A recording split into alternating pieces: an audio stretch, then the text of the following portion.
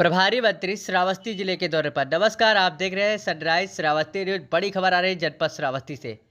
मंत्री दिनेश प्रताप सिंह व बलदेव सिंह औलख ने सिरसिया में लगाई चौपाल, सुनी समस्याएं। आपको बताते चले कि मुख्यमंत्री के दिशा निर्देशों के क्रम में जिले के दौरे पर पूरे जगह जगह मंत्री ने जमीनी हकीकत से रूबरू हुए। अधिकारियों को सख्त निर्देश देते हुए बताया कि शासन की सभी योजनाओं का लाभ प्रत्येक गरीब के घर तक पहुँचनी चाहिए। वहीं पर विकास खंड सिरसिया के अंतर्गत जूनियर हाई स्कूल में प्रभारी मंत्री दिनेश प्रताप सिंह व बलदेव सिंह औलख ने निरीक्षण किया।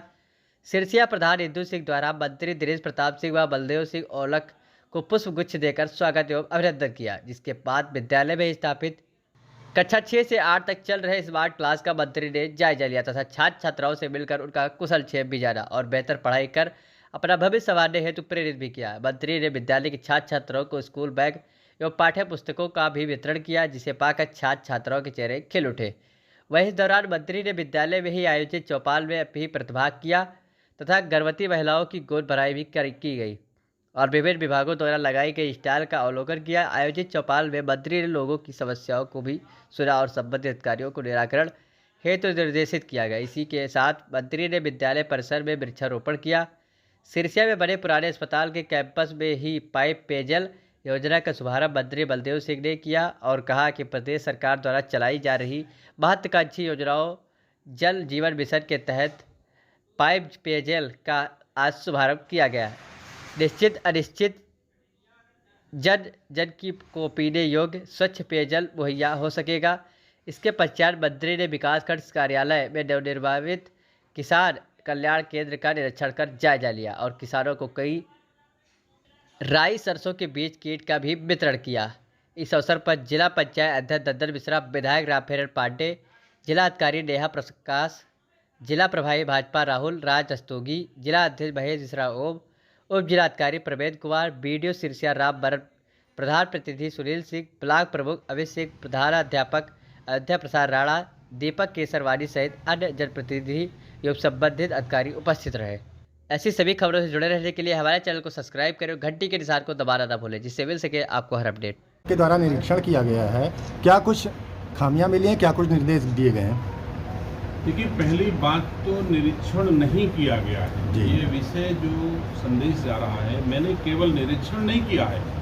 मैंने कहा है कि उत्तर प्रदेश सरकार के मुख्यमंत्री आदरणीय योगी आदित्यनाथ जी ने पूरे उत्तर प्रदेश सरकार के हर मंत्रियों को इस आशय से निर्देश दिए हैं कि आप सरकार जनता के द्वार जाए, जिसके क्रम में है यहाँ उपस्थित है। इसमें निरीक्षण भी आता है, सुधार भी आता है, सुझाव भी आते हैं। हम आम आदमी के सुझाव लेते हैं, खास आदमी के सुझाव लेते हैं, गरीब आदमी के सुझाव लेते हैं, बड़े आदमी के सुझाव लेते हैं, हर वर्ग के लोगों का सुझाव लेकर के उसके बाद फिर हम इस जनपद की बैठक में जाएंगे, जहां पर जितने चेंजेस की आवश्यकता होगी, जितनी व्यवस्था की आवश्यकता होगी, जितनी कमियां होंगी, उनको दूर करने के जो विषय होंगे उसका निस्तारण कराएंगे और उसके अलावा जो माननीय मुख्यमंत्री जी के स्तर का विषय होगा, उन सुझावों को लेकर हम माननीय मुख्यमंत्री जी को प्रेषित करेंगे। अभी सर आपके कौन कौन से और प्रोग्राम हैं? मेरे बहुत सारे कार्यक्रम हैं, शुरू से आखिरी तक लगे हुए हैं। अब से रात तक के सभी कार्यक्रम हैं। मुझे लहरी पट्टी वालों से मिलना है, मुझे सिविल सोसाइटी के लोगों से और लोगों डॉक्टरों से मिलना है और तमाम व्यापारियों से मिलना है। ऐसे बहुत सारे कार्यक्रम हमारे अभी लगे हुए हैं। उनको तमाम ऐसे कामों को देखना है कि जो हमारी योजनाएं उत्तर प्रदेश सरकार और भारत सरकार द्वारा आपके जनपद में संचालित हो रही हैं, उनका क्रियान्वयन सही ढंग से हो रहा है कि नहीं हो रहा है, जो काम हो रहे हैं वो गुणवत्तापरक हो रहे हैं कि नहीं हो रहे हैं। जनता ने जिस आशा विश्वास के साथ हमको 37 वर्षों बाद दोबारा कोई मुख्यमंत्री बनाया है, उस कसौटी पर हम खड़े हैं कि नहीं करें। इन तमाम चीज़ों का अध्ययन भी हम कर रहे हैं, हम लोगों के सुझाव भी ले रहे हैं और जहां कमियां पाते हैं वहां दुरुस्त भी कर रहे हैं। सर, सिरसिया अस्पताल में तैनात एक बाल रोग विशेषज्ञ डॉक्टर मजहर अंसारी द्वारा सरकारी आवास पर अपने सरकारी भवन में निजी नर्सिंग होम चलाया जा रहा है, इसके बारे में क्या कहना चाहिए? जरूर, अभी हम पूरा निरीक्षण नहीं कर पाए हैं। अगर आपकी बात सही होगी, मेरे निरीक्षण में ऐसा पाया जाएगा तो उस चिकित्सक के खिलाफ निश्चित तौर से प्रभावी कार्रवाई होगी। पूर्व में सर कई वीडियो उनके वायरल भी हुए हैं, जो सरकारी अस्पताल से मरीज बुलाकर अपने निजी नर्सिंग होम ले जाते हैं, लेकिन अब तक जिले के प्रशासनिक अधिकारियों ने कोई कार्रवाई नहीं की है। कई वीडियो वायरल आपने अच्छा सुझाव दिया है। आप इस जनपद के कुशल नागरिक भी हैं और आपके सुझाव को मैं स्वीकार भी करता हूं। प्रेस के साथ साथ आप यहाँ के एक अच्छे नागरिक हैं। यहाँ की कमियों को हम तक पहुँचाने का जो आपने काम किया, इसके लिए मैं आपको धन्यवाद देता हूँ। और निश्चित तौर से आज के प्रशासन की बैठक में इस विषय को मैं उठा करके अगर ऐसा पाया जाएगा तो उसके खिलाफ कार्रवाई करेंगे। सर श्रावस्ती जनपद सर श्रावस्ती में इस समय बिजली की बड़ी अघोषित कटौती होती है, इस पर सरकारी अमला ध्यान नहीं दे रहा है। सबसे बात यह कि मंत्री विधायक के फोन पर भी ये कर्मचारी काम नहीं कर रहे हैं, ये सबसे बड़ी बात है। देखिए, हम इस बात से सहमत हैं कि विद्युत की समस्या अचानक बढ़ गई है। नहीं बढ़ना चाहिए, हमको सबको बिजली देना चाहिए, सरकार का दायित्व है। लेकिन ये भी सच्चाई है कि इसी महीने में पिछले साल 11,000 मेगावाट बिजली की जरूरत थी और आज 27,000 मेगावाट की जरूरत हमको पड़ गई है।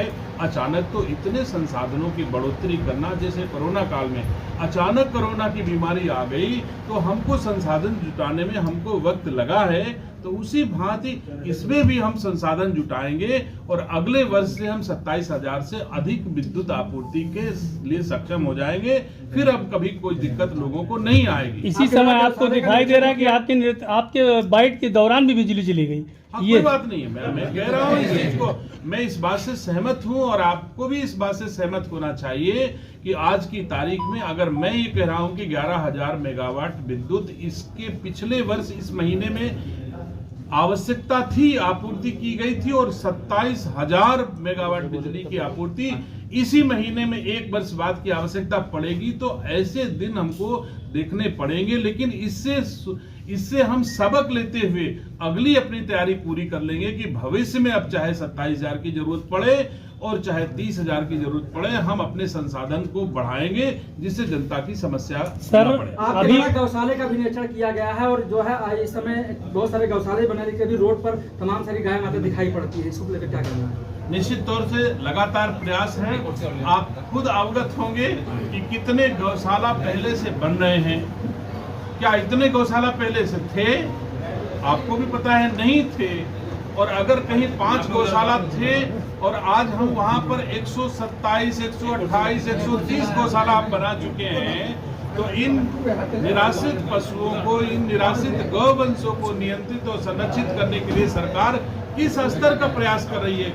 5 से 125 गौशाला, जिस जनपद में 5 गौशाला कांजी हाउस जनपदों के होते थे, उनके स्थान पर अगर 125 गौशाला का निर्माण करा दिए सरकार ने, तो निसंदेह सरकार किसानों को निराश्रित गौवंशों से राहत दिलाने के लिए हर संभव प्रयास कर रही है और हम सफल होंगे। सर एक मिनट, बारिश से प्रभावित रहा है, इस विषय में क्या कहना चाहेंगे? फसलें बड़ी प्रभावित रही हैं। ये देखिए, बारिश और सूखा दोनों सरकार के नियंत्रणाधीन नहीं है।